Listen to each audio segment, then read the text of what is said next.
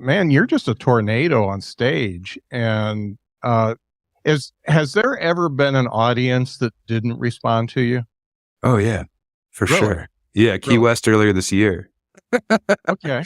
I did a week down in Key West at Comedy Key West, which Tom Dustin and Joe Madaus run it. And it's just, I bring my wife down there. It's the 1 week of the year she always takes off to go on the road with me Uh-huh.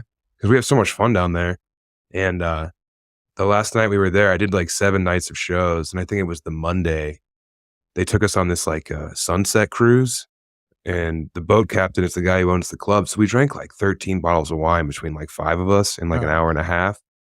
And I remember being on stage and like there were 2 rival boat crews in the room because it was locals night. So there was like one captain with all of his employees and then another captain on the other side of the room with all their employees, and they didn't get along.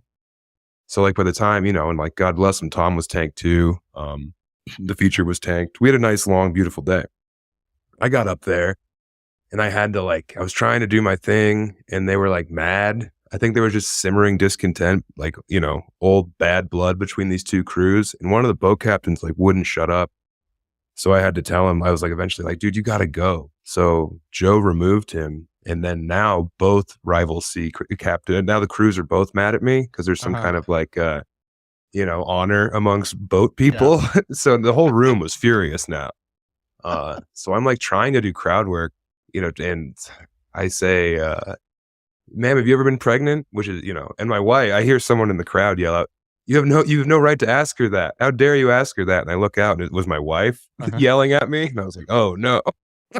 So yeah, that was a bloodbath. By the end of it, Joe was in the back of the room just yelling, tell a joke, Sam. Just tell a joke. Like Rocky's trainer throwing in the towel. Yeah, man, when they're not into goofing around and I guess being playful, it can be a bloodbath. I think I figured out how to mitigate that response. That's just the job, is figuring out how not to bomb.